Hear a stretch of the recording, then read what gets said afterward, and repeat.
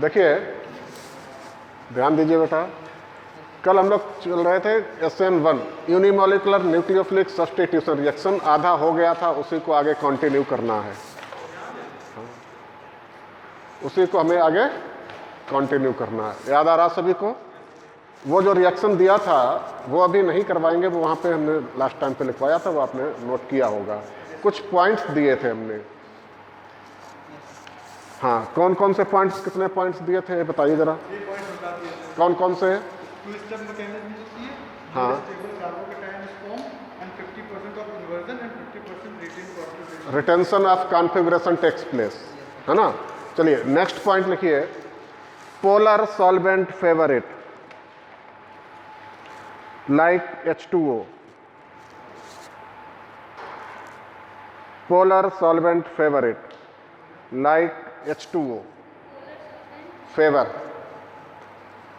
it like H2O. Next point, weak nucleophile favor it. Weak nucleophile favor it. Weak nucleophile favor it. Next point, देखिए ये अगर हम बात करें order of reaction, chemical kinetics आप लोगों ने सीखा है, नाम सुना है? केमिकल काइनेटिक्स में आता है वो टॉपिक, इसलिए यहाँ पर ज़्यादा नहीं समझ में आएगा। फर्स्ट ऑर्डर रिएक्शन होती है, लिखिए it is first order reaction, it is first order reaction.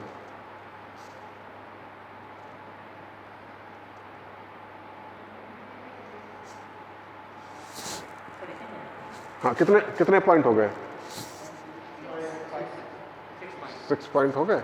देखिए नेक्स्ट इसी में हेडिंग डालिए, एनर्जी प्रोफाइल डायग्राम।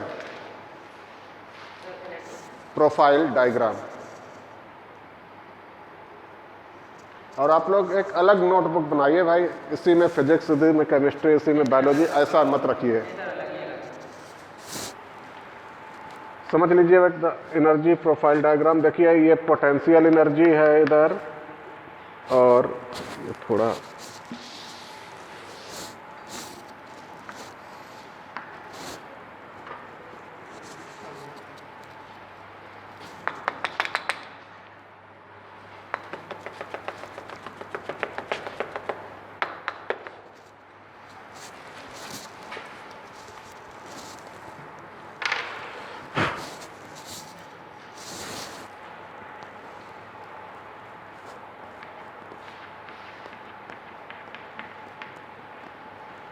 ये R रिएक्टेंट है और इसकी पोटेंशियल एनर्जी ये पॉइंट पे, ठीक है ना।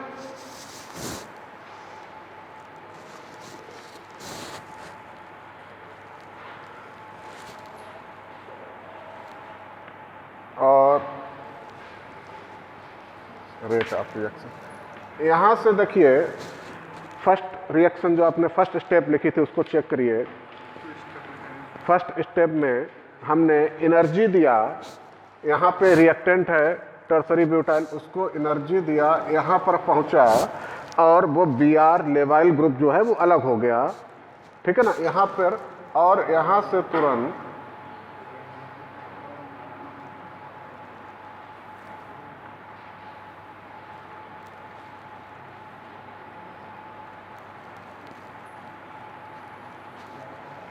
ये बात समझिए। देखिए यहाँ पर हमने एनर्जी दिया, CS वो था टर्सरी ब्यूटाइल ब्रोमाइड, एनर्जी दिया, यहाँ पर पहुँचा Br ब्रेक हो गया, फिर क्या बना? स्टेबल कार्बोकैटायन बना। जैसे कार्बोकैटायन कैसा स्टेबल है? स्टेबल है तो तुरंत उसकी एनर्जी कम हो जाएगी। जितनी ज़्यादा स्टेबिलिटी होती है उतनी एनर्जी कम होती है, जितना अनस्टेबल होगा उतनी एनर्जी ज़्यादा होगी। तो हमने एनर्जी दिया, यहाँ पर एनर्जी जब पहुँची, ये क्या है? ट्रांजिशन पॉइंट, TS फर्स्ट, ये ट्रांजिशन स्टेट है, ठीक। ट्रांजिशन स्टेट जहाँ पे बॉन्ड ब्रेकिंग, बॉन्ड फॉर्मिंग होती है। तो यहाँ से बॉन्ड ब्रेक हुआ, स्टेबल कार्बोकैटायन बना, यहाँ पर एनर्जी आ गई इसकी। फिर सेकेंड स्टेप आ गई, फिर हमने कार्बोकैटायन को एनर्जी दिया, नया न्यूक्लियोफाइल जोड़ा, तो एनर्जी दिया, इस पॉइंट पे आके नया न्यूक्लियोफाइल जुड़ा है, ये ट्रांजिशन स्टेट सेकेंड हो गया। तो ट्रांजिशन स्टेट जो होती है वो बॉन्ड फॉर्मिंग बॉन्ड ब्रेकिंग की स्टेट। यहाँ पे बॉन्ड ब्रेक हुआ, यहाँ पर बॉन्ड फॉर्म हुआ।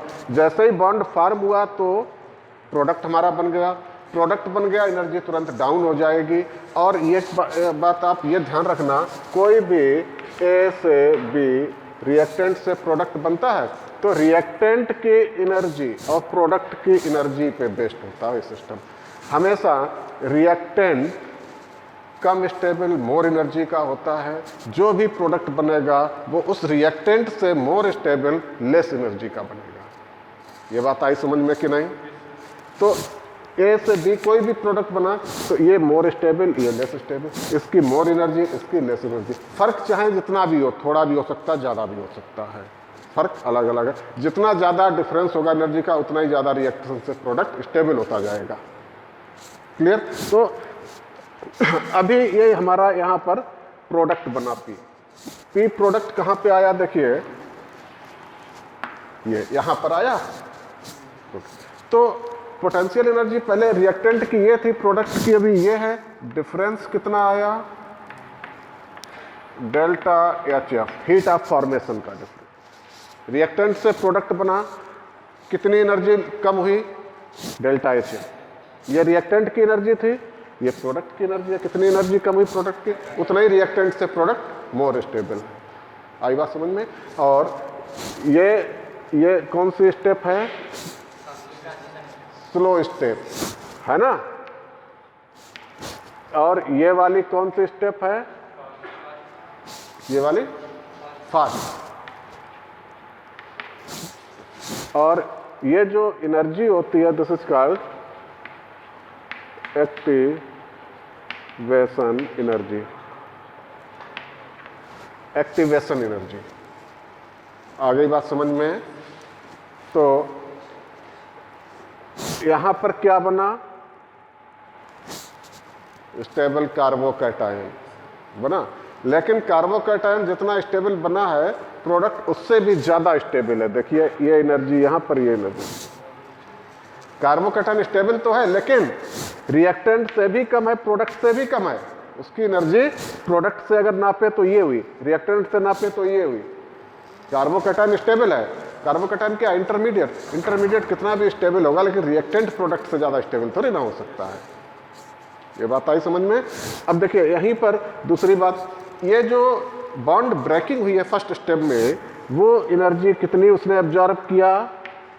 Delta E1। आई बात समझ में? और फिर दूसरी बार में यहां से नहीं चला है, एनर्जी इसने यहां से ली है। दूसरी बार में ये यहां से चला है ना, यहीं से ऊपर उठ गया। तो ये एनर्जी कितनी है? Delta E2। आई बात समझ में? नोट कर लो।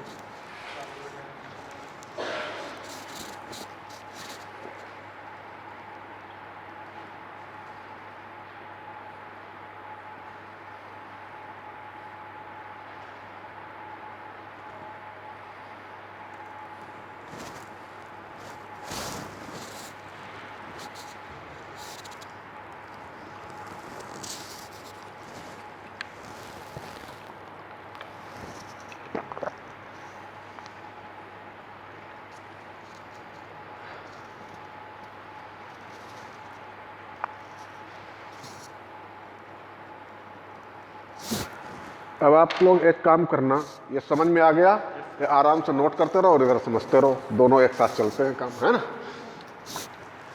देखिए नेक्स्ट हम लोग हेडिंग डालते हैं SN2 मैकेनिज्म। SN2 क्या है? बाइमोलिकुलर न्यूक्लियोफिलिक सब्स्टिट्यूशन। SN1 क्या था?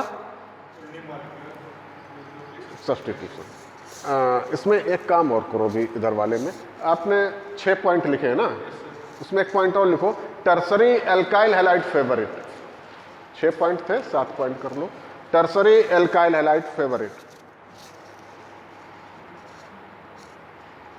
टर्सरी एल्काइल हैलाइड, क्योंकि टर्सरी एल्काइल हैलाइड लिया था ना रिएक्शन में, और उसका ऑर्डर लगा लो tertiary, then secondary, then primary, then CS3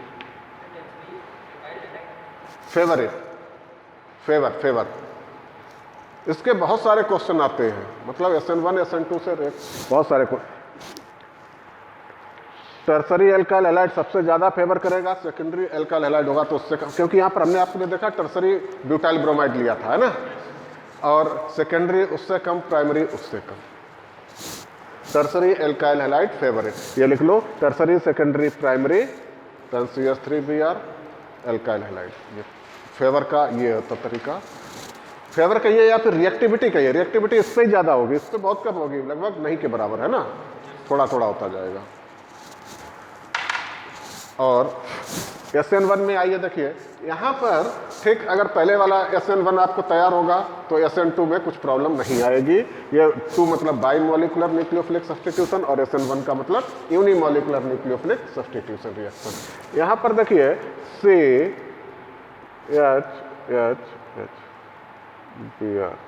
ये कैसा अल्काइल हैलाइड है?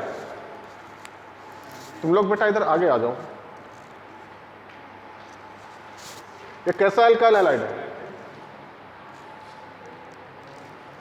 प्राइमरी है ना, मिथाइल ब्रोमाइड, प्राइमरी है ना, मिथाइल ब्रोमाइड है, प्राइमरी अल्काइल हैलाइड। इसका हमने कोई भी न्यूक्लियोफाइल लिया, जैसे वहां पर क्या लिया था हमने, OH, कोई भी न्यूक्लियोफाइल लो या फिर NU, कोई भी न्यूक्लियोफाइल ऐसा सिंबल भी दे सकते हैं, कुछ प्रॉब्लम नहीं है, या फिर OH ले सकते हैं, कोई प्रॉब्लम नहीं है। ये न्यूक्लियोफाइल लिया, और अब हमारे पास इसको जोड़ने के लिए एक ही ऑप्शन है, बैक साइड से अटैक करना। यहाँ पर पहले से पुराना न्यूक्लियोफाइल नहीं निकलता है, उसमें क्या था, पहले से पुराना वाला हट जाता था, दोनों साइड ओपन होते थे, चाहे फ्रंट से अटैक करें नया न्यूक्लियोफाइल, चाहे बैक से अटैक करें। यहाँ पर ऐसा नहीं है, एक ही पोजीशन ब्लैंक है, back side, only back side से अटैक कर सकता है। तो ये देखिए CHHBr OH, ये bond breaking bond forming simultaneously हो रही है, एक साथ बॉन्ड ब्रेकिंग बॉन्ड फॉर्मिंग। और ये जो है वो ट्रांजिशन स्टेट, इसको क्या कहते हैं, हमने अभी आपको समझाया था ना, बॉन्ड ब्रेकिंग बॉन्ड फॉर्मिंग जहाँ पे अप्लाई होता है उसको ट्रांजिशन स्टेट कहते हैं। और transition state always more energetic, है ना। देखिए ट्रांजिशन स्टेट की एनर्जी ज़्यादा है ना, चाहे 1 हो चाहे 2। बॉन्ड ब्रेकिंग बॉन्ड फॉर्मिंग कब होगी, जब हम किसी सिस्टम को गर्म करेंगे तभी तो इलेक्ट्रॉन निकलेंगे जाएंगे, तभी बॉन्ड ब्रेकिंग बॉन्ड फॉर्मिंग होगी। बॉन्ड ब्रेकिंग बॉन्ड फॉर्मिंग हमेशा मोर एनर्जेटिक होती है, और वहाँ पर हमेशा ट्रांजिशन स्टेट उसको हम बोलते हैं। इसके बाद ये है स्लो रिएक्शन, ये है RDS रेट डिटरमाइनिंग स्टेट, और ये है फास्ट रिएक्शन। और यहाँ पर अब बॉन्ड पुराना वाला न्यूक्लियोफाइल ब्रेक हो जाएगा, नया वाला न्यूक्लियोफाइल फाइनली लग जाएगा, तो ये बन जाएगा CHH और इधर OH और प्लस Br माइनस, न्यूक्लियोफाइल निकल गया। आ गई बात समझ में? यहाँ पर देखिए, आप पहले पॉइंट लिख लो, बाद में ये नोट करना, उतनी जगह छोड़ लो, है ना इतनी जगह छोड़ लो, और यहाँ पर पॉइंट लगा करके आप लिखो। पहले वही 7 पॉइंट वैसे ही हमें लिखवाने हैं जैसे वहाँ पर लिखे थे। पहला पॉइंट देखिए क्या है, वहाँ था it is 2 step reaction, it is 1 step reaction. यहाँ पर लिखो इट इज 1 स्टेप रिएक्शन। बेटा पीछे तक आवाज पहुंच रही है मेरी कि नहीं? सुनाई पड़ रहा अच्छे से? कम आ रही है? इधर आगे आ जाओ।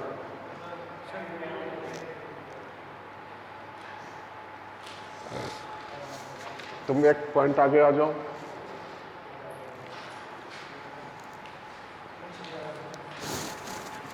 Point it is 1 step reaction. यहां पर टर्सरी एल्काइल हैलाइड फेवर करता था, यहां पर primary alkyl halide favourite. Second point, primary alkyl halide favourite और primary greater than secondary greater than tertiary alcohol. Reactivity का ये ऑर्डर लिख लीजिए, primary is greater than secondary is greater than tertiary. बेटा आ गई बात समझ में? ये और इसमें फर्क आया समझ में? पक्का कंफर्म है ना? यहां पर एक चीज हम और आपको बता दें, ये टर्सरी एल्काइल हैलाइड फेवर क्यों करता है ज्यादा? क्योंकि यहां पर मोर स्टेबल कार्बोकैटायन हमें चाहिए होता है। आ रही बात समझ में? लेकिन जब क्वेश्चन में ऑप्शन दिए होंगे तो वहां पर आपको टर्सरी एल्काइल हैलाइड नहीं लिखना है, वहां पर यह देखना है किसका कार्बोकैटायन ज्यादा स्टेबल बनेगा। हो सकता है टर्सरी से भी ज्यादा स्टेबल कार्बोकैटायन पड़े हैं, उसका हैलाइड दे दें वो। मतलब फॉर एग्जाम्पल एक इन्होंने ऑप्शन में इसका क्वेश्चन देखो, CH3 CH3 CH3 Br, ये एक एल्काइल हैलाइड ए ऑप्शन दिया। दूसरा दे दिया CH2 Br, बी ऑप्शन, और C एक ऑप्शन दे दिया CH3 CH double bond CH2 Br। तीन ऑप्शन हो गए, तीनों एल्काइल हैलाइड हैं। अभी तो हमने आपको ये ऑर्डर, चूंकि JEE नीट ये थोड़ा टिपिकल चीजें होती हैं जो हम लोग पढ़ते हैं बुक्स में, उससे ज़्यादा अंदर जाके मैकेनिज्म का क्वेश्चन आता है। अगर हमने ये आपको अभी पढ़ा दिया, आपको पूरा समझ में आ गया, लेकिन क्वेश्चन ये आ गया, ये SN1 मैकेनिज्म के लिए एल्काइल हैलाइड का रिएक्टिविटी ऑर्डर सेट करिए, तो क्या करेंगे आप बताओ? अभी आपको डिफरेंस आ गया समझ में? क्वेश्चन पूछा जाएगा वो नहीं कर पाओगे, लेकिन पढ़ाया वो पूरा समझ में आ गया आपको। इसका मोर स्टेबल कार्बोकैटायन की बात हमने करी, इसीलिए tertiary secondary primary alkyl halide. हमने A B C ये तीन ऑप्शन दे दिए, कौन सा एल्काइल हैलाइड ज्यादा फेवर करेगा, मतलब इसका रिएक्टिविटी ऑर्डर सेट करना है आपको। ना तो सिर्फ इसमें से एक है टर्सरी एल्काइल हैलाइड, बाकी सेकेंडरी प्राइमरी तो दिया ही नहीं है उसमें, तब क्या करेंगे आप? तब आपको क्या करना है, ये Br हटाना है ना, यहाँ प्लस साइन लगा देना, कार्बोकैटायन बन गया। इसका ये Br हटाना है, प्लस साइन लगा देना, कार्बोकैटायन बन गया। इसका Br हटाना है, प्लस साइन लगा देना, कार्बोकैटायन बन गया। अब कार्बोकैटायन के स्टेबिलिटी का ऑर्डर निकालो भाई, इसका ऑर्डर होगा। आ रही बात समझ में? बताइए कौन सा कार्बोकैटायन मोर स्टेबल है, बताओ? ये वाला मोर स्टेबल है, देन ये वाला, देन ये वाला। ऑप्शन हो जाएगा B is greater then C is greater then A।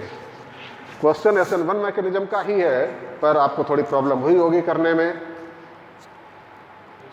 क्योंकि यहां पर more stable intermediate carbocation form होता है, एक पॉइंट दिया है ना, तो आपको इनका Br निकालकर कार्बोकैटायन बनाना, उसकी स्टेबिलिटी के अकॉर्डिंग सेट कर देना। ठीक है, आई बात समझ में कि नहीं? ये किसके लिए ऑर्डर लगाया है? SN1 के लिए। ठीक है, सेम यही क्वेश्चन अगर इसमें आ जाए, SN2 के लिए कौन सा ऑर्डर सही रहेगा? तो हालांकि ये सब इसको फेवर नहीं करेंगे, क्योंकि यहां पर प्राइमरी एल्काइल हैलाइड फेवर करता है लिखा है, लेकिन फिर भी स्टेबिलिटी के हिसाब से तो देखें तो सबसे कम स्टेबल होगा वो ज्यादा फेवर करे। इसका मतलब यही होता है कार्बोकैटायन की स्टेबिलिटी। तो अगर हम यहीं पर SN2 सिस्टम की बात करें तो ये हो जाएगा A is greater then C is greater then B, ऐसा ऑर्डर आपको देना है।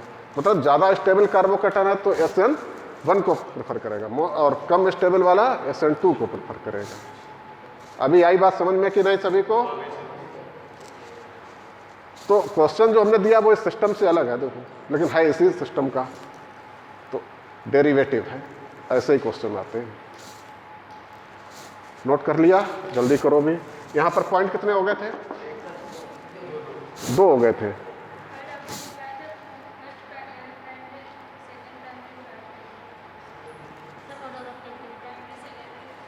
हाँ, ये ऑर्डर दिया है ना। थर्ड पॉइंट लिखो, जो उसमें लिखे उसी के अकॉर्डिंग लिखने हैं। वहां पर क्या लिखा है? मोर स्टेबल कार्बोकैटायन फॉर्म होता है इंटरमीडिएट। यहां पर इंटरमीडिएट इज नॉट फॉर्म, कहीं फॉर्म हो रहा है इंटरमीडिएट? नहीं, इंटरमीडिएट इज नॉट फॉर्म। और क्या फॉर्म हो रहा है? ये only transition state is form. उसी पॉइंट में continue. Intermediate is not form, only transition state is form, only transition state is form. समझ में आ गई बात? नेक्स्ट पॉइंट, वहां पर देखिए कैसा सॉल्वेंट फेवर करता था, पोलर। यहां पे लिखो non polar solvent favour it.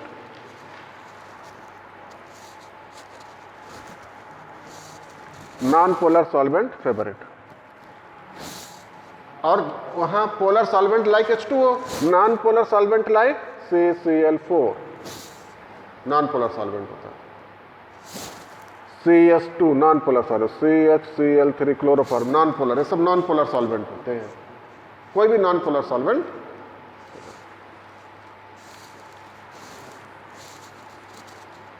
Clear? और क्या पॉइंट वाला लिखा है? हाँ, यहां पर देखिए रिटेन होने का कोई चांस ही नहीं है। फ्रंट पे बीआर लगा, ये भी हटा नहीं है, तो ओनली बैक साइड से ही अटैक करने का चांस है इसके पास, है ना। एक ही प्रोडक्ट बन रहा है, वहां पर 2 प्रोडक्ट बन रहे थे, एक फ्रंट से एक बैक से। यहां पर ओनली एक बनेगा, वो भी बैक से बनेगा। मतलब 100% inversion of configuration takes place, 100% inversion of configuration takes place,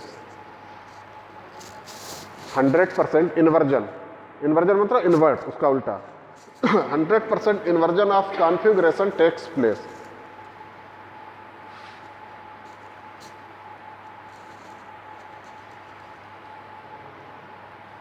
है ना। It is also called umbrella inversion. इसी पॉइंट में it is also called umbrella inversion.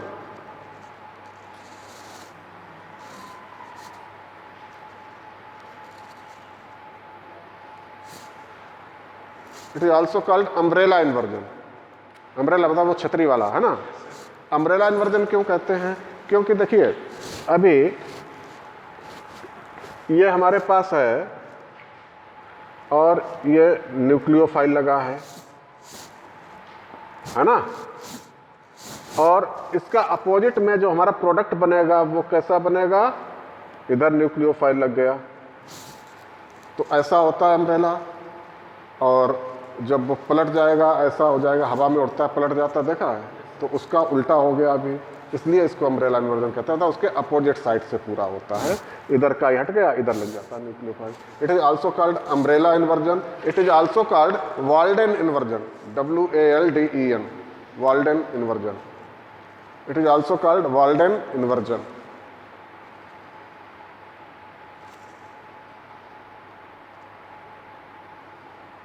Kinetics लिखो। Next point, it is second order reaction.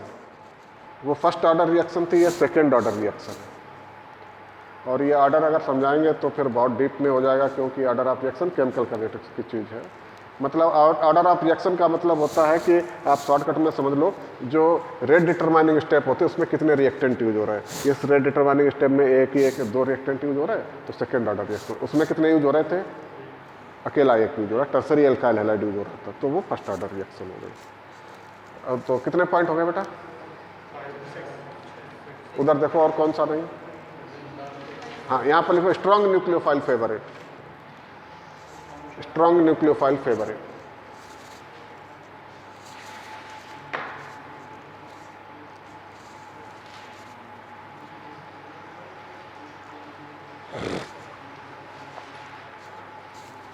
देखिए weak nucleophile favourite, strong nucleophile favourite, इसका मतलब होता है कि अगर हम बात करें कि पहले वाला जो SN1 था उसमें पुराना न्यूक्लियोफाइल पहले हट चुका होता है, फिर तो कैसा भी हल्का हो मजबूत हो, कैसा भी न्यूक्लियोफाइल वहाँ आके अटैक कर सकता है।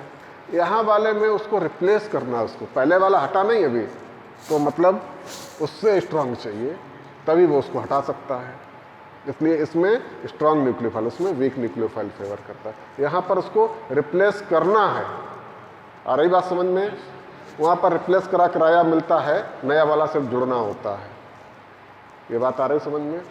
तो इसलिए वहाँ पर वीक न्यूक्लियोफाइल फेवर कर सकता है, यहाँ पर स्ट्रांग ही करेगा। फेवर की बात है, बाकी उधर स्ट्रांग भी लगाओ तो भी लगेगा ना। तो 7 पॉइंट हो गए, है ना। अब देखिए इसका एनर्जी प्रोफाइल डायग्राम अगर आप देखें तो ये पोटेंशियल एनर्जी है और ये रेट ऑफ रिएक्शन है। यहाँ से ये हमने ले लिया कोई रिएक्टेंट है, ये यहाँ से चला, ठीक है, और जब वो यहाँ पर पहुँचा तो ये ट्रांजिशन स्टेट आ गई। आई बात समझ में? और ये पहुँचा यहाँ पर, ट्रांजिशन स्टेट ये आ गई। यहाँ पर ये स्लो स्टेप है, हाँ, और फिर ये वाली ये फास्ट स्टेप है, ये आया और ये प्रोडक्ट बन गया। प्रोडक्ट की एनर्जी जो लाई कर रहा है वो इस पॉइंट पे लाई कर रहा है, ठीक है। दोनों का ये प्रोडक्ट बन गया। प्रोडक्ट रिएक्टेंट से ज़्यादा स्टेबल, इसलिए रिएक्टेंट से प्रोडक्ट की एनर्जी होगी कम। कितनी कम होगी? Delta H F, heat of formation के बराबर। और ये जो एनर्जी होगी जो डेल्टा ई, वहाँ E1 E2 इसलिए लिखा कि दो एनर्जी हमें मेंशन करनी है, इसलिए यहाँ पर डेल्टा ई ये एनर्जी वेरिएंट है। तो रिएक्टेंट से ट्रांजिशन स्टेट की एनर्जी कितनी ज़्यादा है? Delta E. ये रिएक्टेंट की एनर्जी है, तो ट्रांजिशन स्टेट की एनर्जी ये है कितनी? डेल्टा ई के बराबर। रिएक्टेंट से प्रोडक्ट की कितनी एनर्जी कम है? डेल्टा एच एफ के बराबर। आई बात समझ में? नोट कर लीजिए।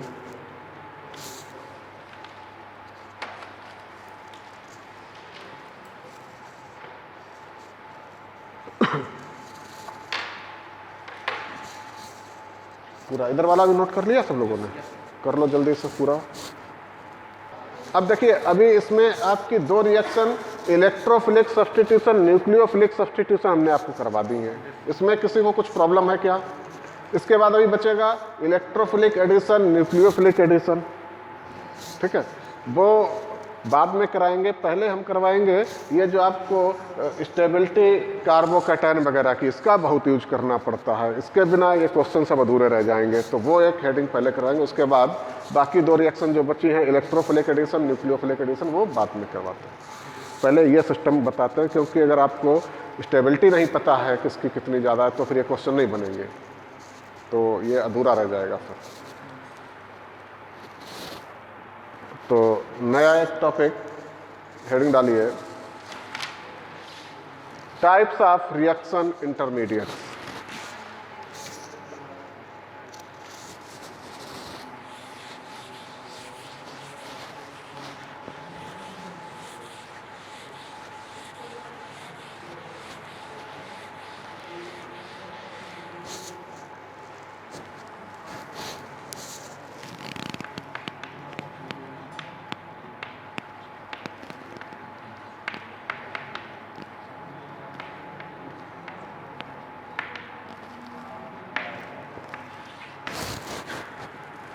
Types of reaction intermediates. बेटा आप उधर बैठो, उस सीट पे, उस पे।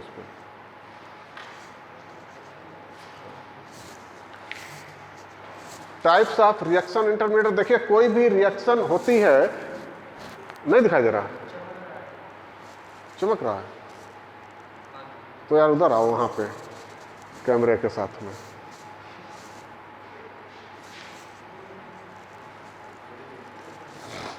यहां से ठीक आ रहा बेटा? हाँ।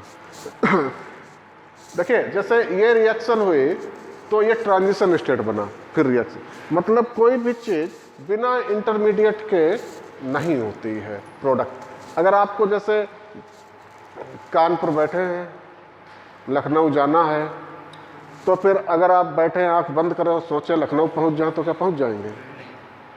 नहीं पहुंचेंगे। उसके लिए किसी ना किसी इंटरमीडिएट का यूज करना पड़ेगा।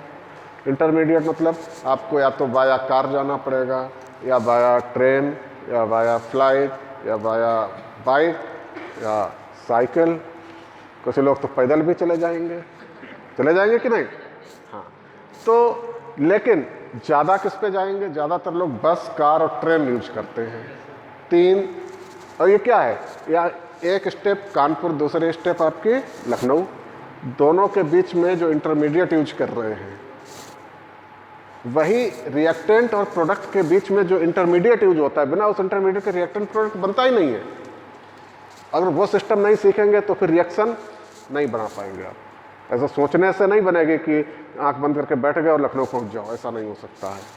तो मोस्टली जो लोग intermediate Kanpur to Lucknow use करते हैं कार, बस और ट्रेन। रेयर केसेस में लोग फ्लाइट से जाते होंगे, एक आध लोग, है ना, तो पता नहीं जाती भी है कि नहीं जाती कानपुर से लखनऊ। रेयर केसेस में लोग साइकिल से जाते होंगे, एक ही दो। रेयर केसेस में लोग पैदल जाते होंगे, एक आध। आ रही बात समझ में? इस तरीके से टोटल रिएक्शन इंटरमीडिएट्स कितने होते हैं? फर्स्ट होता है, अभी आप लोग लिखना नहीं,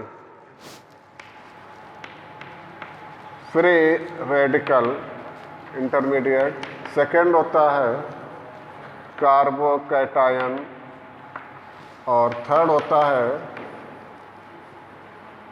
कार्बोनियम, नहीं,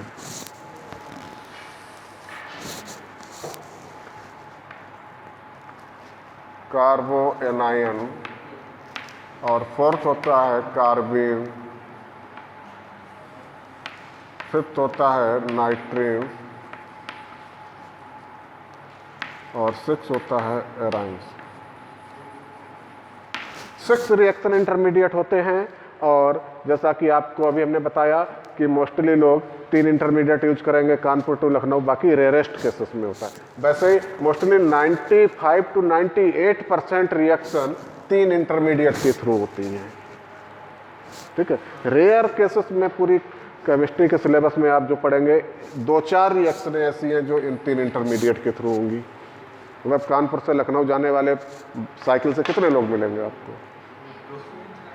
ऐसा गिना चुना कुछ तुम्हारे लोगों की तरह, है ना। हाँ, हिम्मत बना सकते हैं। लॉकडाउन में लोगों ने कहाँ से कहाँ हिम्मत बना दी, पैदल बना दी। तो रेयर केसेस में ये मोस्टली 95 to 98% 3 इंटरमीडिएट ज़्यादा यूज करने पड़ते हैं हमें। ऑलमोस्ट सब रिएक्शनों में इन्हीं 3 से काम चल जाता है। इनमें गिनी चुनी, अब गिनी चुनी अगर हैं तो उसका नाम उसमें रिकॉर्ड हो जाता है, किसमें? वर्ल्ड रिकॉर्ड में। एक बिहार की लड़की साइकिल से गई थी, कहाँ से कहाँ, है ना, उसको फिर कहाँ से, दिल्ली से बिहार साइकिल से गई, तो उसका वर्ल्ड रिकॉर्ड में नाम दर्ज हो गया। तो जब ऐसे रिकॉर्ड में दर्ज हो जाता है तो फिर कंपटीशन में वही नाम पूछ लिया जाता है। तो इसके कंपटीशन में ऐसा पूछा जाता है कौन सी रिएक्शन इस इंटरमीडिएट के थ्रू होती है। गिनी चुनी एक ही दो है ना, तो इसलिए पूछ ली जाती है। ठीक है। और कार्बोकैटायन का दूसरा नाम होता है कार्बोनियम, कार्बोनियम आयन। कार्बोएनायन का नाम होता है कार्बेन आयन। नाइट्रीन का दूसरा नाम होता है इमाइन। एराइन का दूसरा नाम होता है बेंजाइन। ठीक है। तो स्पेलिंग में बहुत कम डिफरेंस है। पता लगा कार्बोनियम आयन कौन सा है, ये वाला, और कार्बोएनायन ये वाला। दोनों में स्पेलिंग में थोड़ा सा ए ओ का थोड़ा सा डिफरेंस है, तो गलती कर देते बहुत से लोग। पूछा था कार्बोनियम आयन, लोग लिख देते कार्बोएनायन। स्पेलिंग में थोड़ा ही सा फर्क होता है, तो बहुत ध्यान देना इसमें। ठीक है। लेकिन इससे पहले आपको हमने मना किया था मत लिखना, है ना। इससे पहले ये देखिए कि ये जो इंटरमीडिएट है वो आते कहाँ से हैं, पूरे हम आपको ओरिजिन बता देते हैं, है ना। डायरेक्ट यूज करेंगे आप समझ नहीं पाओगे कहाँ से आएंगे। तो जब कोई कोवलेंट बॉन्ड, जानते हैं कोवलेंट बॉन्ड 2 टाइप के होते हैं, एक होता पोलर, एक होता नॉन पोलर। पोलर क्या होता है, जिसमें दोनों की इलेक्ट्रोनेगेटिविटी डिफरेंस होता है। नॉन पोलर का, जिसमें दोनों की सेम इलेक्ट्रोनेगेटिविटी होती है। तो जब वो कोवलेंट बॉन्ड ब्रेक होता है, फिजन होता है उसका, तब ये फॉर्म होते हैं। तो यहाँ पर एक हेडिंग डालेंगे, fission of covalent bond. Fission of covalent bond, covalent bond का फिजन 2 टाइप से होता है। कौन कौन से 2 टाइप से? एक होता है होमोलिटिक फिजन, एक होता है हेट्रोलिटिक, होमोलिटिक फिजन और हेट्रोलिटिक फिजन। देखिए ए बॉन्ड बी है, suppose that both atom A and B has same electronegativity.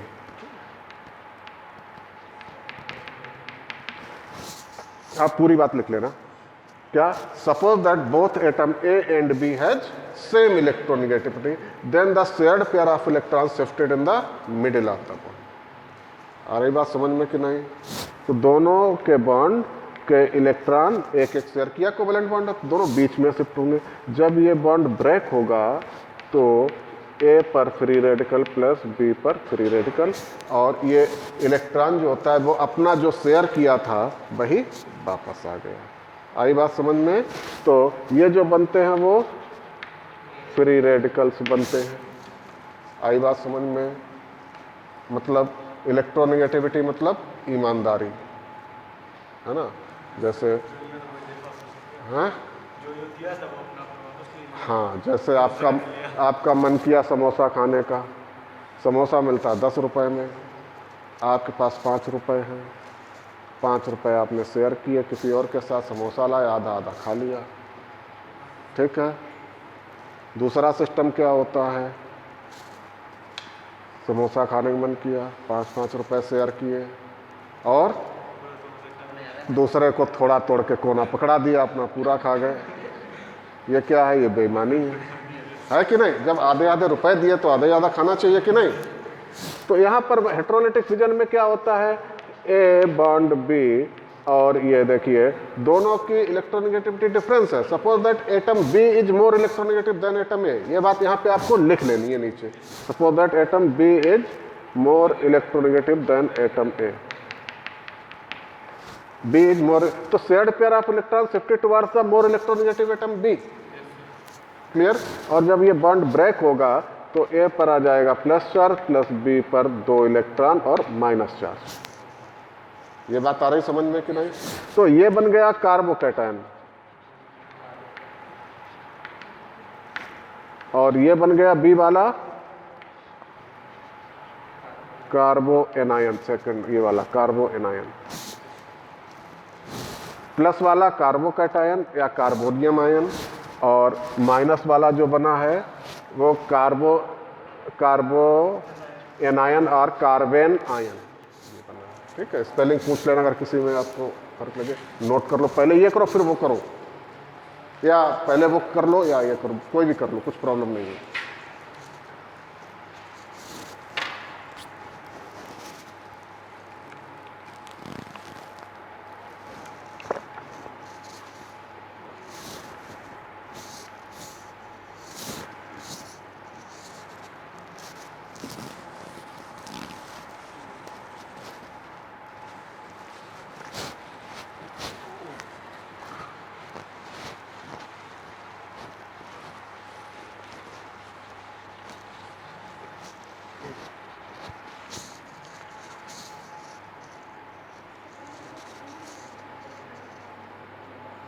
क्या नहीं समझा बताओ बेटा? हाँ, carbanion, carbanion, CARBAN, CARBAN, carbene ion.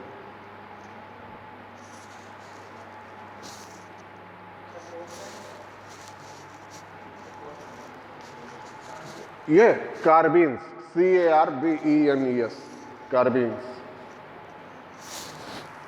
Fifth है नाइट्रीन्स या इमाइन, IMINE, इमाइन।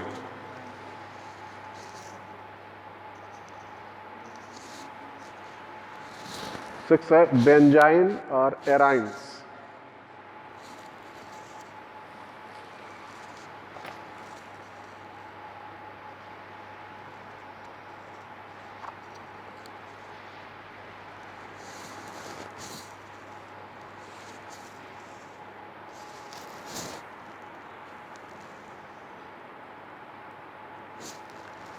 नोट कर लिया?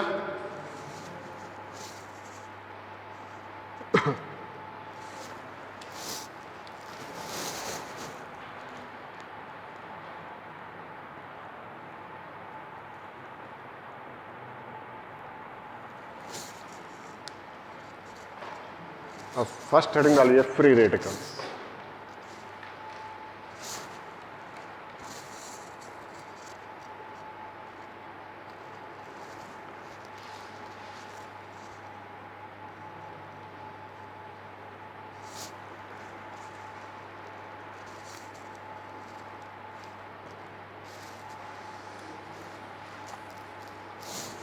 फ्री रेडिकल्स डाला सभी ने। इसमें 7-7 पॉइंट लिखने हैं और डायरेक्ट पॉइंट जेईई मेंस में आते हैं। तो पहले तो पॉइंट ये है कि फ्री रेडिकल कैसे फॉर्म हो रहा है। Homolytic fission of covalent bond हो रहा कि नहीं। तो लिखिए पहला point, free radicals are formed by the homolytic fission of covalent bond. Free radicals are formed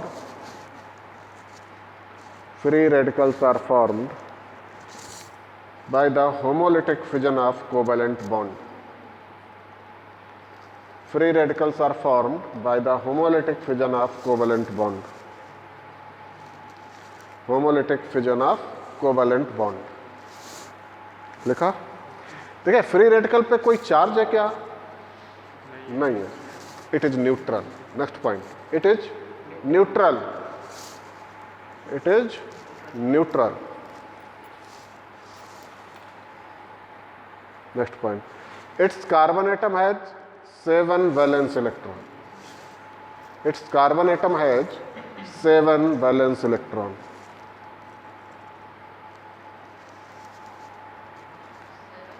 Valence electron.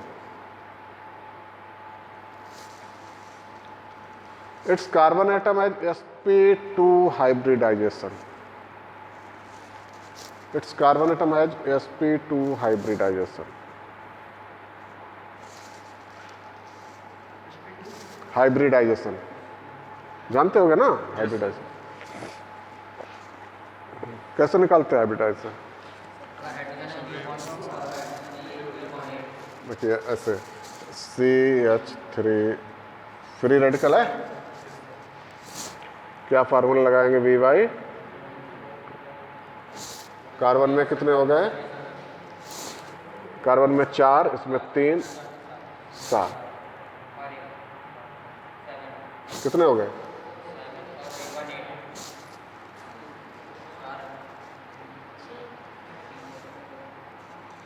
कैसे निकालेंगे?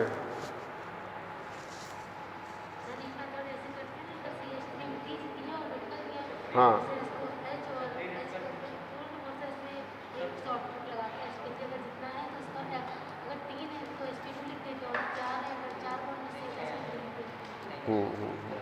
सही है, सही है। 6 आएगा।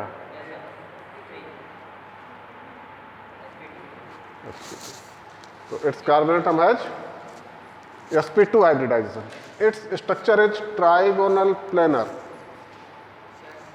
Its structure या geometry या shape, structure is trigonal planar.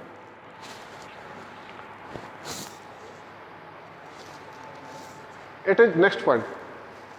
It is more reactive due to the one unpaired electron. इस पे एक unpaired electron है.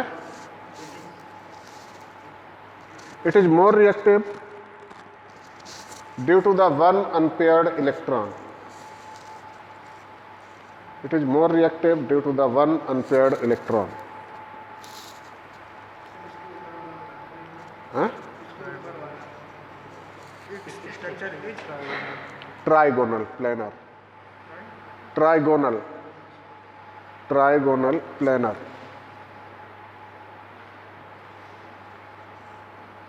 Next point. It is paramagnetic in nature.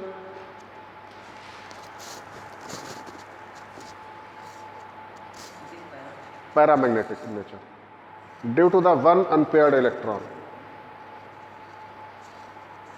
Due to the one unpaired electron. देखिए अगर सभी electron pair हो जाते तो डायमैग्नेटिक होता है, अगर एक भी अनपेयर्ड इलेक्ट्रॉन है तो पैरामैग्नेटिक होता है. तो it is paramagnetic in nature due to the one unpaired electron. कितने पॉइंट हो गए? वो 7 हो गए. Example,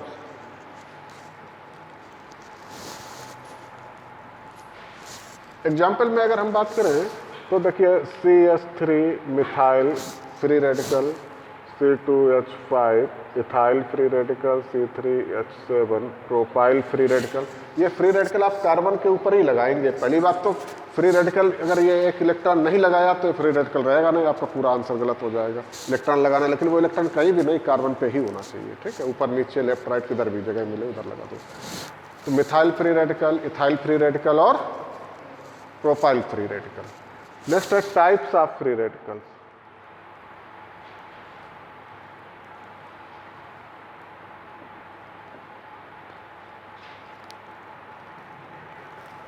types of free radicals according to the carbon atom आप लोग जानते होंगे primary, secondary, tertiary.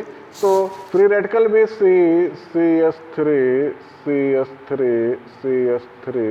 Free radical है ना। ये कौन सा है? टर्सरी। CH3 ये कौन सा है? सेकेंडरी। CH2 ये कौन सा है? प्राइमरी। CH3 ये कौन सा? Methyl free radical. तो types of free radical, tertiary free radical, secondary free radical, primary free radical and methyl free radical, type हो गए। Next stability of free radical.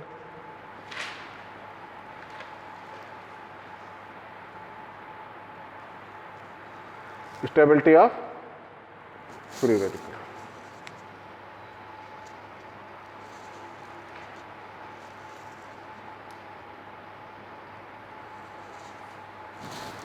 Stability of free radical की अगर हम बात करें तो देखिए tertiary free radical is more stable than secondary than primary than methyl free radical.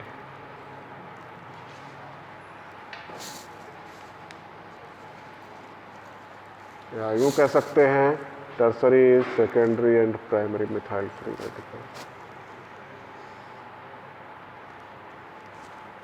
आ गई बात समझ में?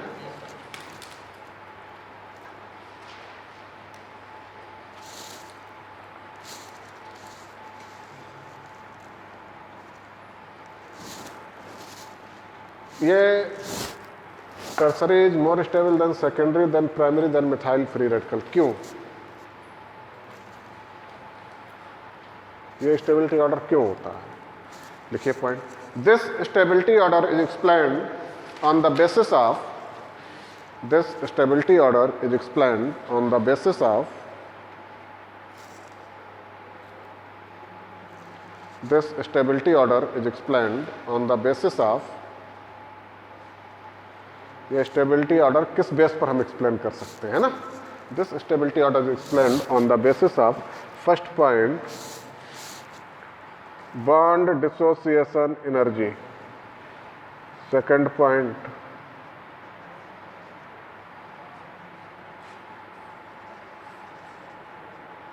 Hyper conjugation, third point resonance. First है बॉन्ड डिसोसिएशन एनर्जी, सेकंड है हाइपर कॉन्जुगेशन, थर्ड है रेजोनेंस, थर्ड है रेजोनेंस। ये इधर वाला पूरा रफ कर दूं बोर्ड?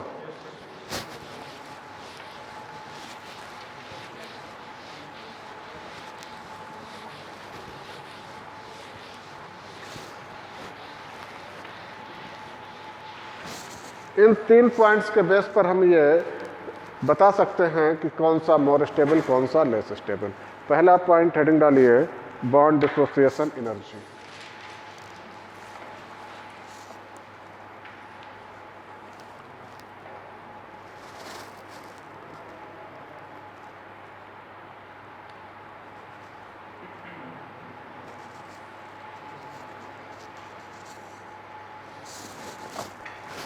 देखिए CH4 मीथेन 4 हाइड्रोजन लगे हैं।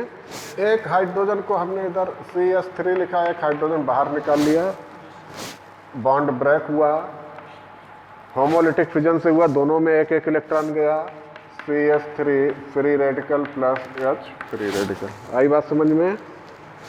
यहाँ बॉन्ड डिसोसिएशन एनर्जी कितनी है बोलिए, ये आपको याद रखने की जरूरत नहीं है, ठीक है।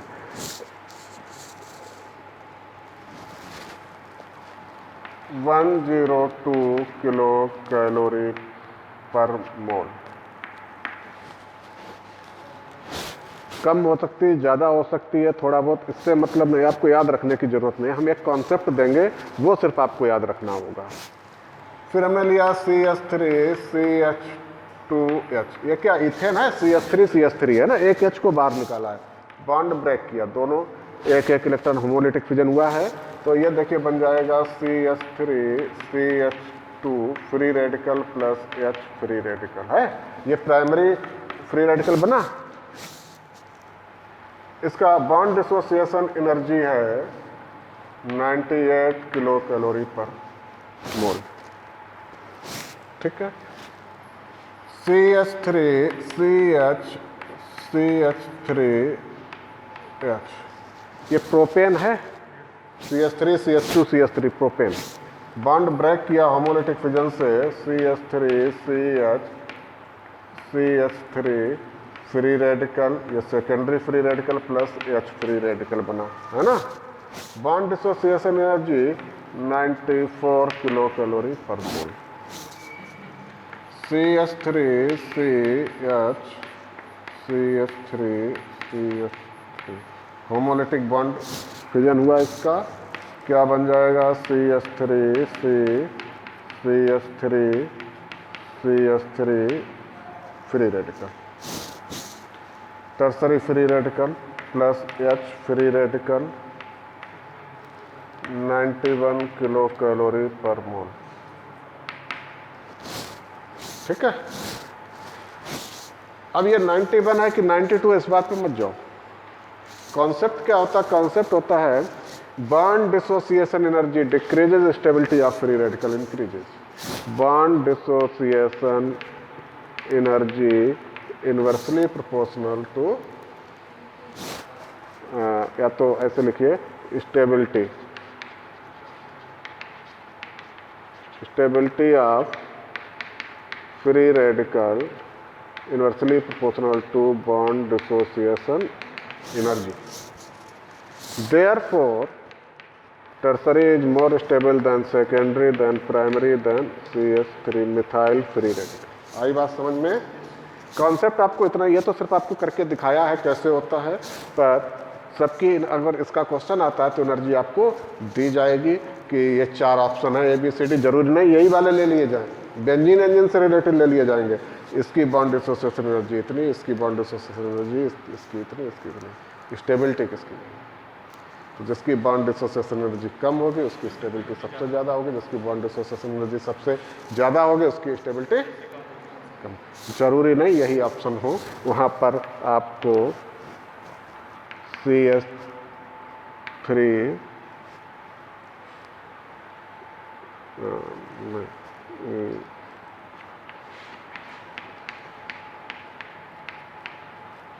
CH3H, ये बॉन्ड, इसकी बॉन्ड डिसोसिएशन एनर्जी दे दी गई, इनमें से कोई ऑप्शन नहीं लिए गए, है ना। और B option CH3CH2 double bond CH2 और इसकी बॉन्ड डिसोसिएशन एनर्जी दे दी गई, ये हटाओ, ये यहाँ पर लगाओ, ये CH2 कर दो, इसकी बॉन्ड डिसोसिएशन एनर्जी दे दी गई। तो जब भी कोई क्वेश्चन आएगा जरूर नहीं इतने ही ऑप्शन हो, उनमें से इनके अलावा कोई दिया जा सकता है, लेकिन उनकी बॉन्ड डिसोसिएशन एनर्जी दी होगी। जैसे इसकी दे दी है उन्होंने 80 किलो जूल, इसकी दे दी है 89 किलो जूल, एनर्जी दे दी। स्टेबिलिटी पूछी जाए कैसे होगी,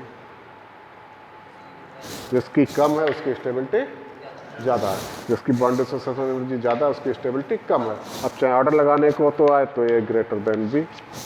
आई बात समझ में? तो आप एग्जाम्पल मत याद रखो और उसकी एनर्जी मत याद रखो, ये हमेशा क्वेश्चन में दी जाती है। क्लियर? तो कॉन्सेप्ट याद रखो, bond dissociation energy decreases, stability of free radical increases. मतलब stability of free radical inversely proportional to the bond dissociation energy. Clear? ये कॉन्सेप्ट, इतना कॉन्सेप्ट आपको याद रखना, नोट कर लीजिए।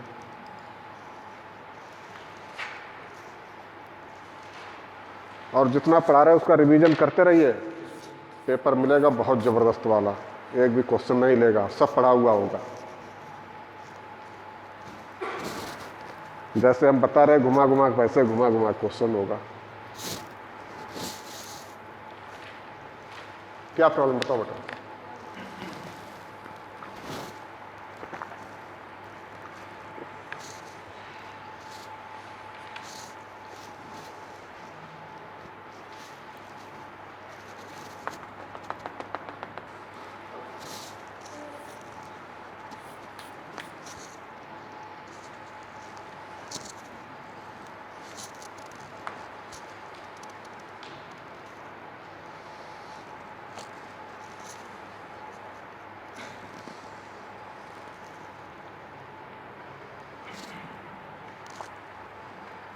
नोट कर लिया सभी ने?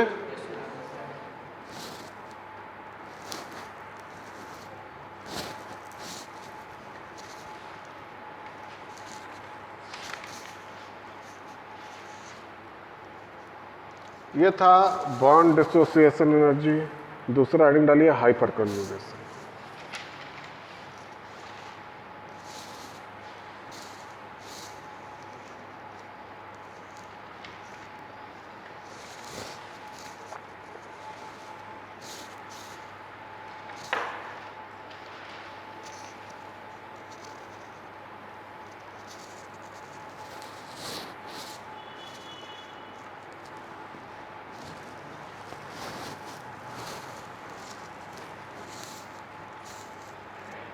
Second heading hyper conjugation.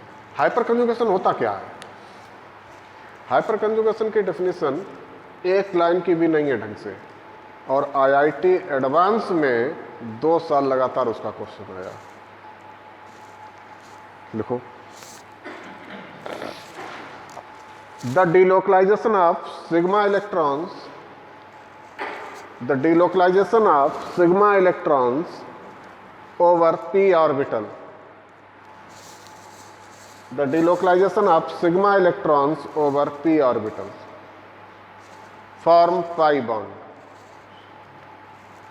The delocalization of sigma electrons over p orbital form pi bond. Form pi bond. इतनी छोटी डेफिनेशन है, और 2 बार आईआईटी एडवांस में इसका क्वेश्चन आया। देखिए, हमने CS3 फ्री रेडिकल ले लिया, वहाँ क्या लिखा? The delocalisation of sigma electrons over p orbital form pi bond. तो यहाँ पर देखिए CH सिर्फ है, CH के बीच में पाई बॉन्ड मतलब डबल या ट्रिपल बॉन्ड। CH के बीच डबल बॉन्ड नहीं बनता है। आई बात समझ में? तो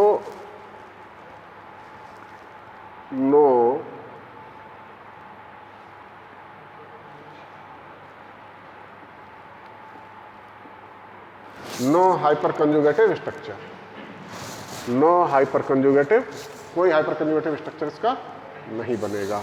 नेक्स्ट देखिए CH3 CH2, ये प्राइमरी फ्री रेडिकल है, ठीक है। इसमें हम थोड़ा सा लिखने का तरीका, ये जो H लिखे हैं इनको थोड़ा सा चेंज कर देते हैं। CH2 ऐसे करके तीनों H लगा देंगे, कुछ प्रॉब्लम नहीं ना।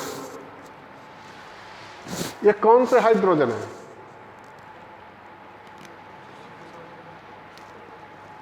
Alpha hydrogen. अल्फा हाइड्रोजन नाम सुना? पूरा खेल यहाँ पर अल्फा हाइड्रोजन एटम का ही होता है। और ये हाइपर कंजुगेशन का साइन होता है, रिजोनेंस की तरह। क्या लिखा डेफिनेशन में? अभी एक चीज और देखिए, कार्बन एटम में 6 इलेक्ट्रॉन होते हैं, 1s2 2s2 2p2 होता है ना। लास्ट वाला ये 2p2 में p का ये 3 ब्लॉक होते हैं, जानते हो ना। यहाँ पर first electron, second electron according to aufbau rule. ये पीजेड खाली रह गया, ये बात आप जानते हैं कि नहीं सभी को। इसमें से कोई भी एक बॉन्ड ब्रेक हुआ, एक इलेक्ट्रॉन यहाँ पहुंचा, एक इलेक्ट्रॉन यहाँ आया होमोलिटिक फिजन से, और ये इलेक्ट्रॉन कार्बन में गया, कहाँ गया समझे? क्या लिखा? The delocalisation of sigma electron. Sigma bond break हुआ, सिग्मा इलेक्ट्रॉन निकला। डीलोकलाइजेशन मतलब अपनी लोकेशन छोड़ के दूसरी लोकेशन पे पहुंचना। The delocalisation of sigma electrons over p orbital, समझा? And form pi bond. इसका एक इलेक्ट्रॉन जो आया वो, और इसका एक इलेक्ट्रॉन ने यहाँ पर CH, और ये बॉन्ड ब्रेक हो गया, ये इलेक्ट्रॉन डबल बॉन्ड CH2। ये बात आई समझ में कि नहीं? पाई बॉन्ड फॉर्म हो गया, यही तो लिखा डेफिनेशन में। द डीलोकलाइजेशन, बॉन्ड ब्रेक हुआ, the delocalisation of sigma electrons over p orbital form pi bond. ये सिग्मा बॉन्ड ब्रेक हुआ, सिग्मा इलेक्ट्रॉन निकला, डीलोकलाइज हुआ, अपनी लोकेशन से हटके दूसरी लोकेशन पहुंचा, कहाँ? p ऑर्बिटल में, फॉर्म पाई बॉन्ड। ये बॉन्ड बन गया। आई बात समझ में? ऐसा जितने अल्फा हाइड्रोजन एटम होते हैं सब बारी बारी करके एक एक करके करते हैं। तो देखिए इसके आगे CH, ये वाला अभी ब्रेक हुआ, ये वाला एज इट इज लग गया, डबल बॉन्ड CH2। आई बात समझ में? अभी देखिए ये वाला भी लग गया CH, और ये वाला ब्रेक हुआ, डबल बॉन्ड CH2। ये बात आई सभी को समझ में कि नहीं? ये कितने हाइपर कंजुगेटिव स्ट्रक्चर बने? नहीं, एक दूसरे तरफ एरो है, 4 है ये, 1 2 3 4, क्योंकि एक दूसरे के रिस्पेक्ट में है, दोनों बोथ साइड एरो वाला है।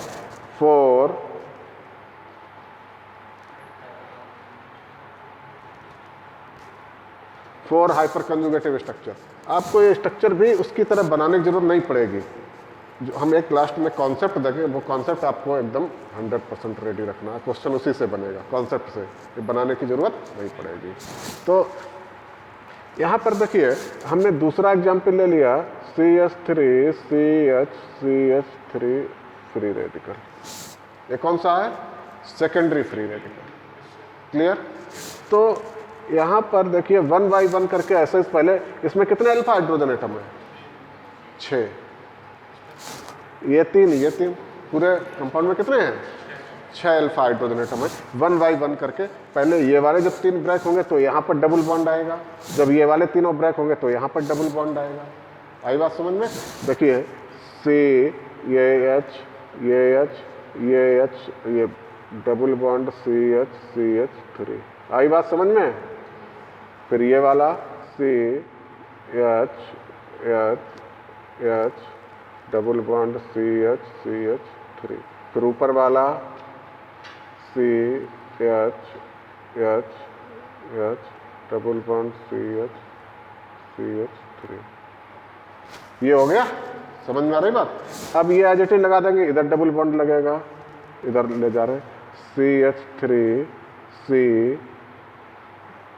थोड़ा इधर ले आओ, और H, डबल बॉन्ड CH। ये बात आई समझ में? CH3 CH C, ये वाला लगा दीजिए, ये वाला लगा दीजिए, ये वाला हट गया, और ये डबल बॉन्ड आ गया। आई बात समझ में?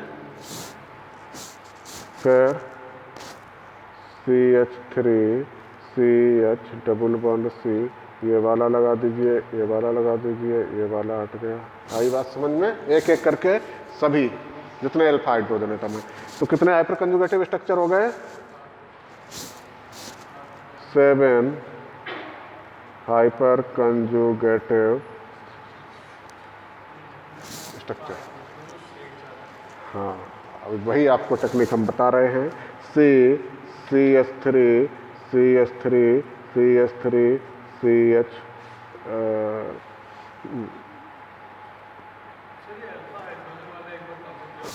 अभी सब बता रहे हैं आपको। ये कौन सा है? टर्सरी फ्री रेडिकल है ना। कितने अल्फा हाइड्रोजन है? 9। तो कितने हाइपर कंजुगेटिव स्ट्रक्चर बने? 10 हाइपर कंजुगेटिव स्ट्रक्चर बनेंगे। जब ये 3 हटेंगे तो यहाँ डबल बॉन्ड, जब ये 3 हटेंगे यहाँ डबल बॉन्ड, ये 3 हटेंगे तो यहाँ पर डबल बॉन्ड। क्लियर? ये आपको बनाने की जरूरत नहीं पड़ेगी, सिर्फ समझ लीजिए कैसे बनते हैं। कॉन्सेप्ट होता है, आपने देखा होगा कि जितने ज़्यादा अल्फा हाइड्रोजन एटम उतना ही ज़्यादा हाइपर कंजुगेटिव स्ट्रक्चर, और जितने ज़्यादा हाइपर कंजुगेटिव स्ट्रक्चर उतने ज़्यादा स्टेबिलिटी। आई बात समझ में? तो ये लिखना, उसके बाद यहाँ पर एक पॉइंट लगा के पहले मेरा पॉइंट लिख लो, फिर ये लिखो। आप इतनी जगह छोड़ दो या ऊपर ही लिख लो पॉइंट, जैसी मर्जी हो। मोर is the alpha hydrogen atom, more is the hyper conjugative structure. ये बात तो आपको आगे ही समझ में ना, कि जितने ज़्यादा अल्फा हाइड्रोजन एटम है उतना ही ज़्यादा हाइपर कंजुगेटिव स्ट्रक्चर बन रहे हैं, और एग्जैक्टली बनाने की ऐसी जरूरत नहीं पड़ती है, आपको अल्फा हाइड्रोजन एटम से ही काम चल जाता है। More is the alpha hydrogen atom, more is the hyper conjugative structure, thus more is the stability of free radicals, thus more is the stability of free radicals. Therefore, tertiary is more stable than secondary, than primary, than methyl free radical. More is the alpha hydrogen atom, more is the hyperconjugative structure, thus more is the stability of free radicals. Therefore, tertiary is more stable than secondary, than primary, than methyl free radicals.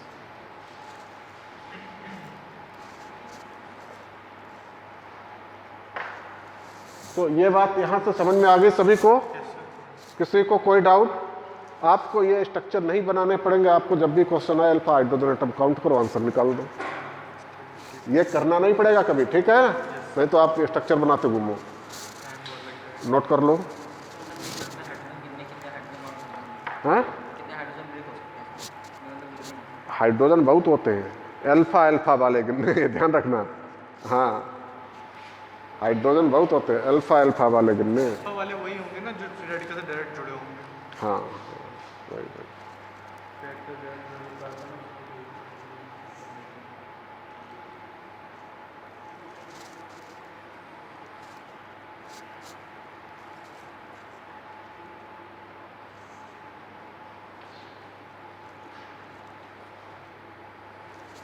ये जो Facebook पे live चलता है वो कैसे चलेगा?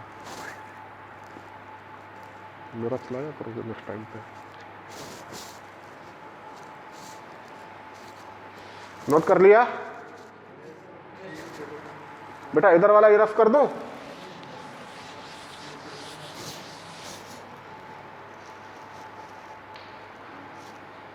तो यहां पर क्या है? Stability of free radical directly proportional to the number of alpha hydrogen atom. जितने भी अल्फा हाइड्रोजन एटम होंगे उतने ज़्यादा स्टेबिलिटी होगी।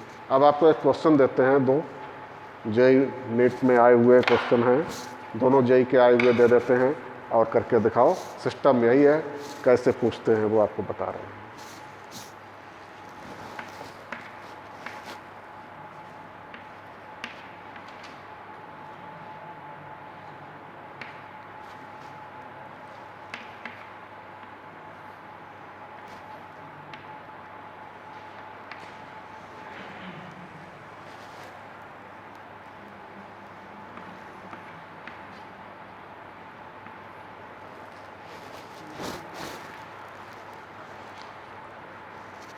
तुम लोग चॉकलेट तो जीत नहीं पाते हो, तो रखने से कोई फायदा भी नहीं है। बता दोगे चॉकलेट खिलाएंगे आपको। हाँ, लाए क्या हैं? वो तो फ्रिज में रखनी पड़ती है। स्टेबिलिटी ऑर्डर बताना है आपको। फ्री रेडिकल है तीनों, चारों फ्री रेडिकल है ना? ये फ्री रेडिकल है ना? ये फ्री रेडिकल है, ये फ्री रेडिकल है, ये फ्री रेडिकल। स्टेबिलिटी का ऑर्डर बताना है।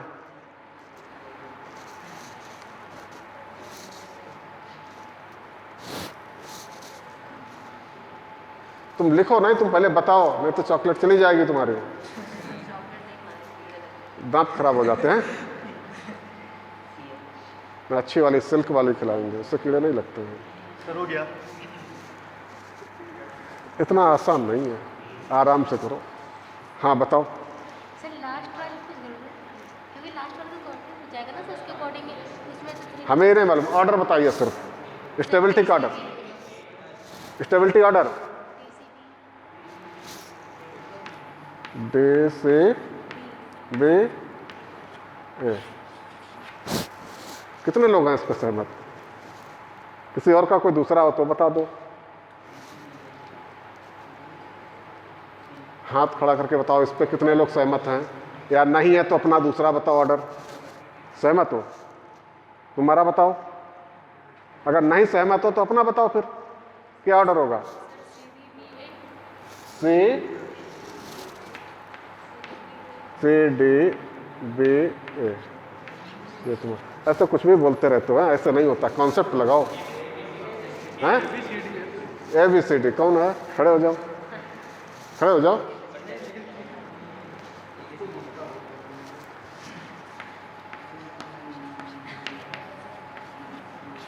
ए बी सी डी कैसे है? ऐसे जो मन में आता है वो बोलने लगते हो, बताओ जरा। कौन सा फ्री रेडिकल है बताओ, ये कौन सा फ्री रेडिकल है? प्राइमरी। ये कौन सा फ्री रेडिकल है? चुप रहो, उसको बोलने दो पहले। ये कौन सा फ्री रेडिकल तुम बताओ जरा, जल्दी बताओ। जब तुमने उसका नाम नहीं कौन सा है तो तुमने एबीसीडी ऑर्डर कैसे बताया? प्राइमरी, सेकेंडरी, टर्सरी में से ये कौन सा है? ये वाला बताओ तुम। हाँ? सेकेंडरी है, इसमें टर्सरी कौन सा है?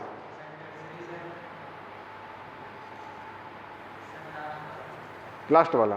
तुम यार ऐसे ही एबीसीडी बता दिया, इसका कोई लॉजिक है नहीं तुम्हारे पास, जल्दी बताओ। सर एबीसीडी होगा। हाँ कैसे? हाँ फिर लग क्या रहा है, बताओ क्यों? सर यहाँ पर ये बताओ इसमें टर्सरी कौन सा है, सिर्फ इतना बताओ। सर टर्सरी कौन सा है, प्राइमरी कौन सा, सेकेंडरी कौन सा, इतना बताओ सिर्फ। हाँ? डी वाला टर्सरी है, तो हो जाए उसके बाद। जल्दी बताओ।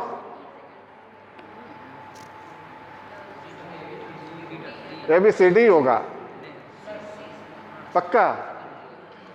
तुम ऐसे तुक्का मार रहे हो।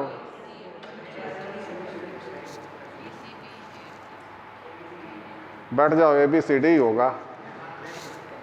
सर कोई भी टर्शियरी नहीं। कौन से है? सर कोई भी टर्शियरी नहीं, बेसिकली ज़्यादा फ्री रेडिकल। नहीं तो सब क्या है फिर? सर फिर कौन सा सेकेंडरी है? नहीं सर ये तो पता है। नहीं यही तो बताओ पहले। नहीं तो हमें ये पता है। हाँ, आप जब पूछ रहे हो तो हमें नहीं पता, लेकिन हमें ये पता है जो बात हमें पता है सर वो बता सकते हैं। जो पूछा जाए वो बताओ, तुम वो बताते जो हमें मालूम है। ऐसा थोड़ी ना होता, हमें तो जो मालूम वही बताएंगे, आप पूछो कुछ भी। तो सर स्टेबिलिटी तो बता रहे हैं। स्टेबिलिटी, जब तक आपको प्राइमरी, सेकेंडरी, टर्सरी नहीं पता है तो स्टेबिलिटी कैसे निकालोगे? सर अच्छा अल्फा हाइड्रोजन एटम बताओ, बिना उसके कैसे निकाल पाओगे बताओ? अब आपने सही बात करी है। चलो हम बता रहे हैं, ये ए में 3 है, बी में 2 है, फिर सी में है। ये ऑल आर प्राइमरी, ये सभी प्राइमरी फ्री रेडिकल हैं। आ रही बात समझ में कि नहीं? यहाँ पर इस ये अल्फा कार्बन है, यहाँ कितने हाइड्रोजन एटम है? 0 अल्फा हाइड्रोजन। यहाँ पर कितना हाइड्रोजन है? 1 अल्फा हाइड्रोजन। यहाँ पर कितना है? 2 अल्फा हाइड्रोजन। यहाँ पर कितना है? 3 अल्फा हाइड्रोजन। कंफ्यूज कर ही देंगे और क्या। हम तो पूछ रहे थे प्राइमरी या सेकेंडरी, टर्सरी कौन से हैं ये तो बताओ। अभी आया समझ में? क्या ऑर्डर सही हो जाएगा? सभी प्राइमरी है, अल्फा हाइड्रोजन एटम कॉन्सेप्ट लगाओ, निकालो।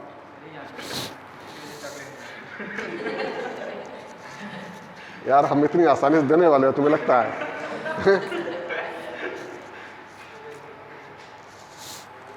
नोट कर लो जल्दी से। हमें प्राइमरी टर्शियरी उससे कुछ करने ही लेना नहीं, हमें तो उससे लेना देना है अच्छा। अल्फा एटम से।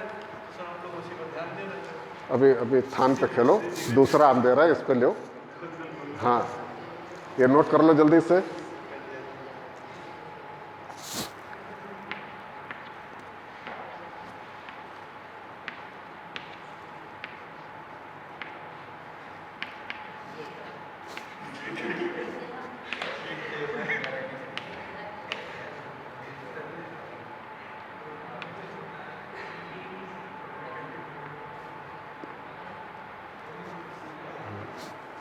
लो इस पे आओ। हाँ हाँ बिल्कुल, यही तो हम चाहते हैं कि आप सीखो।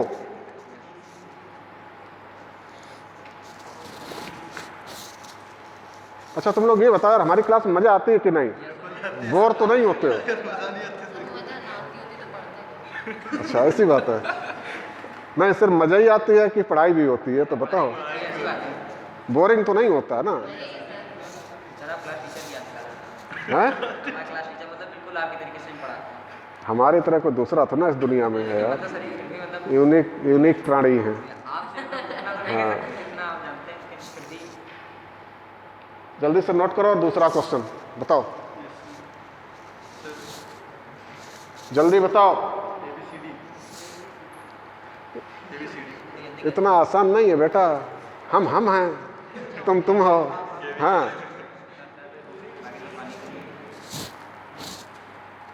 हमने पहली क्लास में बताया था, जितनी तुम्हारी उम्र है इतने साल तुम पढ़ाते हुए हो गया। हाँ ज़्यादा। फिर तो हर साल कम से कम 1000 बच्चे तो पढ़ ही आते हैं, तो हमें बच्चों का बहुत आइडिया है। तो कहाँ से सोचते हैं? तुम सोचते हो कि ABCD दे देंगे, ऐसा तो ना। आपके हमने घुमा दिया क्वेश्चन। हाँ लगाओ दिमाग, लगाओ जल्दी से। आपने ये कहा था कि प्राइमरी सेकेंडरी टर्सरी से कोई लेना ही देना नहीं, वो यहाँ लेना देना है अब की बार। आपकी हमने ऐसा कर दिया है। जल्दी करो, बताओ बेटा, बोलो बोलो जल्दी से, तुम बताओ। पता ही नहीं क्यों? कुछ तो यार बताओ, समझ में नहीं है जो मैंने पढ़ाया है क्या? तो रहा है सर। हाँ धीरे धीरे आ रहा है। तो वहाँ तो बैठ के बातें कर रहे थे, तो बिल्कुल नहीं आता। बातें नहीं कर रहे थे, डिस्कशन कर रहे थे। डिस्कशन कर। जल्दी बताओ। हाँ बताओ। सर पहला ID क्यों? सर सबसे ज़्यादा क्योंकि इसके पास ही अल्फा है हाइड्रोजन में। D वाला एक टर्सरी है। यस सर, सबसे ज़्यादा टर्सरी ना, यहाँ पर 2 हैं, यहाँ पर 2 है, यहाँ पर 3 है, तो कितने हो गए? 7 अल्फा। ठीक है, इसमें कितने अल्फा हैं? 2 2 4 अल्फा। इसमें कितने अल्फा हैं? 3 2 5 अल्फा। 3 3 6 अल्फा। अभी बात आ रही समझ में?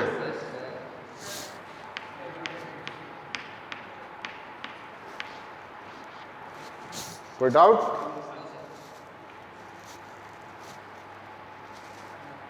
तो जब हमने आपको ऐसे पढ़ाया, उसका क्वेश्चन ऐसे में आता है बॉन्ड लाइन स्ट्रक्चर में।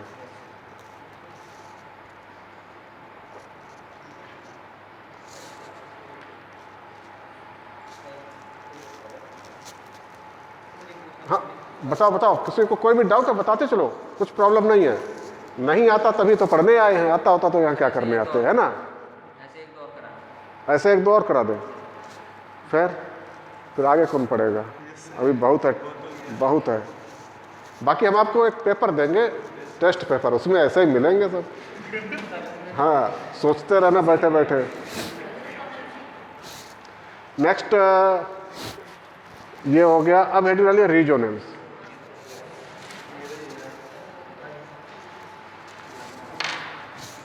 हेडिंग डालिए रीजोनेंस।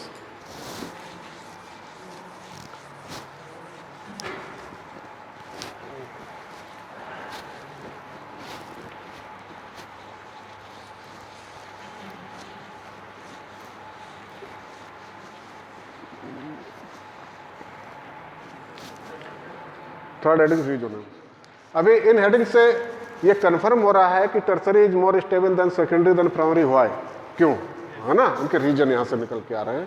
अगर आपको डायरेक्ट सिर्फ लिखवा दिया था tertiary is more stable than secondary than primary than methyl free radical, वहीं पे फिनिश कर देते तो आपको ये नहीं समझ में आता किस बेस पे होते हैं, क्यों, कौन सा लॉजिक लगाना। फिर अगर क्वेश्चन आता तो आप कौन सा लॉजिक लगाते हैं। इसलिए इसका डिटेल पढ़ाना पड़ रहा है कि कब कौन सा कॉन्सेप्ट लगाना है। ये भी आपको देखना है कब बॉन्ड डिसोसिएशन एनर्जी का कॉन्सेप्ट लगेगा, कब हाइपर कंजुगेशन, कब रीजोनेंस का, ये भी आपको देखना है। मैं सब में हाइपर कंजुगेशन नहीं लगता है। तो रीजोनेंस की डेफिनेशन लिखिए, the delocalisation of pi electrons the delocalization of pi electrons or shifting of double bond.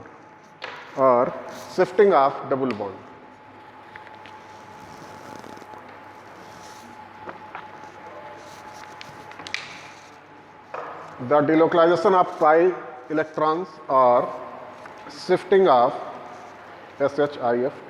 shifting of double bond. तो यहाँ पर देखिए डेफिनेशन में ही है जैसा कि शिफ्टिंग ऑफ डबल बॉन्ड पहले से प्रेजेंट होना चाहिए। रिजोनेंस का कॉन्सेप्ट कब लगाएंगे? जब डबल बॉन्ड पहले से प्रेजेंट होना चाहिए, तभी तो शिफ्ट करवाएंगे, और डबल बॉन्ड की शिफ्टिंग को ही हम रिजोनेंस भी बोलते हैं। तो यहाँ पर जो एग्जाम्पल लेंगे वो एग्जाम्पल है, देखिए CH2 double bond CH2 free electron. ये क्या है? ये है एग्जाम्पल एलाइल फ्री रेडिकल। क्या है? एलाइल फ्री रेडिकल, इसका नाम एलाइल है। होमोलिटिक फिजन से ये बॉन्ड ब्रेक हुआ, एक इलेक्ट्रॉन इस पे, एक इलेक्ट्रॉन इस पे, ये और ये इलेक्ट्रॉन मिलकर यहाँ पर डबल बॉन्ड बना देगा। ये हो जाएगा CH2 free radical, CH double bond CH2। Double bond की शिफ्टिंग हो गई, पहले डबल बॉन्ड यहाँ पर था, अब यहाँ पर हो गया, देखिए, है ना। तो कितने रिजोनेटिंग स्ट्रक्चर बने? 2। तो 2 रिजोनेटिंग स्ट्रक्चर। आ गई बात समझ में? दूसरा एक और हम एग्जाम्पल ले लेते हैं, बेंजाइल फ्री रेडिकल। एक बात और बता दें कि रिजोनेंस से जिसकी स्टेबिलिटी आती है वो मोर स्टेबल होता है than hyperconjugation, than bond dissociation energy. ये बात आ रही समझ में? रिजोनेंस से जिसकी स्टेबिलिटी निकालेंगे वो सबसे ज़्यादा स्टेबल होता है, जिसकी हाइपर कंजुगेशन से निकालेंगे उससे भी ज़्यादा। तो बेंजाइल फ्री रेडिकल क्या होता है? देखिए, बेंजाइल फ्री रेडिकल CH2, ये बेंजाइल फ्री रेडिकल है। यहाँ पर देखिए रिजोनेंस कैसे बनाएंगे। ये बॉन्ड ब्रेक हुआ, एक इलेक्ट्रॉन यहाँ पर आया, एक इलेक्ट्रॉन यहाँ पर आया, ये इलेक्ट्रॉन और ये इलेक्ट्रॉन मिलकर यहाँ डबल बॉन्ड बना लेगा, डबल बॉन्ड CH2, और एक इलेक्ट्रॉन ये बचा, ये, समझा? अब देखिए ये बॉन्ड ब्रेक हुआ, एक इलेक्ट्रॉन यहाँ आया, एक इलेक्ट्रॉन यहाँ आया, ये दोनों इलेक्ट्रॉन ये और ये मिलके यहाँ पर डबल बॉन्ड बना लेंगे। फ्री रेडिकल यहाँ पर आ गया। समझ में आ रही बात? नेक्स्ट देखिए, एक ये इधर इधर, ये और ये मिलके यहाँ पर डबल बॉन्ड बना लेंगे। तो ये और ये free radical, double bond CH2। फिर ये वाला बॉन्ड ब्रेक हुआ, एक इलेक्ट्रॉन यहाँ, एक इलेक्ट्रॉन इस कार्बन पे, इस कार्बन का ये कार्बन का मिला करके डबल बॉन्ड बना लेगा। ये CH2 फ्री रेडिकल, ये। अब ये देखिए पहला वाला और फर्स्ट वाला रिपीट हो गया, सिर्फ अल्टरनेट डबल बॉन्ड हो गए। जहाँ पे डबल थे वहाँ सिंगल हो गए, इसमें जहाँ पे सिंगल थे वहाँ पे डबल हो गए, शिफ्टिंग ऑफ डबल बॉन्ड हो गए। कितने रिजोनेटिंग स्ट्रक्चर बन गए? 5 रिजोनेटिंग स्ट्रक्चर। यहाँ पर ये वाला अभी रफ कर देता हूँ। नेक्स्ट एग्जाम्पल ले लेते हैं। इसको हम बेंजाइल फ्री रेडिकल को ऐसे भी लिख सकते हैं, ऐसे, फिनाइल, ये एक ही बात तो है ना। या फिर इसको हम लिख सकते हैं C6H5CH2। तो क्वेश्चन ऐसे करके पूछा जा चुका है, ध्यान रखना, बात एक ही है। ये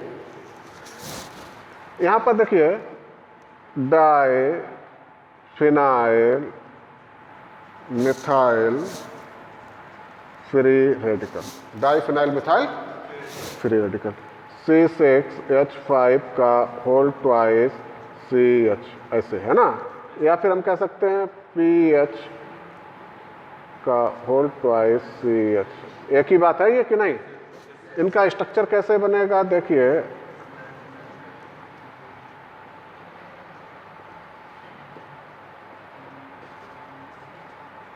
ये ऐसे है ना, ये फ्री रेडिकल हो गया। क्लियर?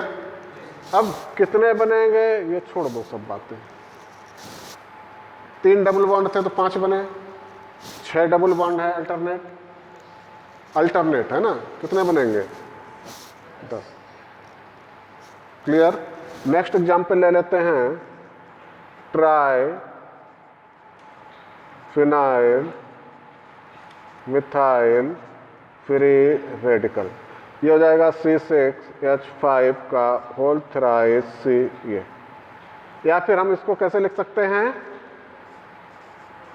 PH3C ऐसे लिख सकते हैं। ये सिस्टम क्या होगा? C ऐसे।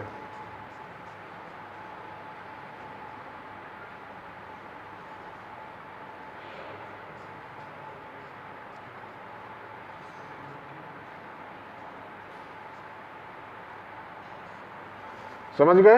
ये फ्री रेडिकल कितने बनेंगे? 15 रिजोनेटिंग स्ट्रक्चर।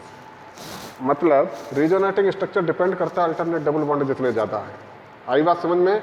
तो कॉन्सेप्ट क्या होगा, लिखो, मोर is the alternate double bond more is the resonating structure. More is the alternate double bond more is the resonating structure. More is the alternate double bond, more is the resonating structure.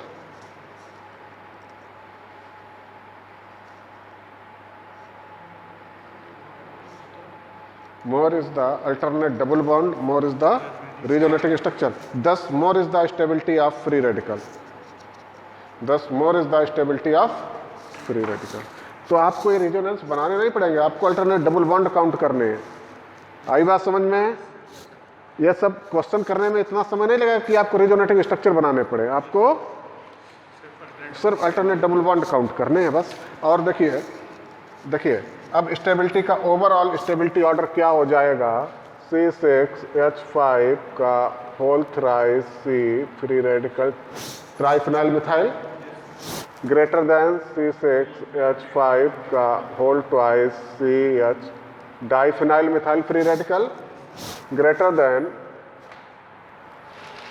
Benzyl free radical, है ना, greater than allyl free radical, है ना, greater then, हमने अभी आपको क्या बताया था? रिजोनेंस से जिसकी स्टेबिलिटी होती है उसकी ज्यादा होती है than tertiary free radical, than secondary, than primary, than methyl free radical. ये ओवरऑल स्टेबिलिटी ऑर्डर आप लोग नोट कर लीजिए।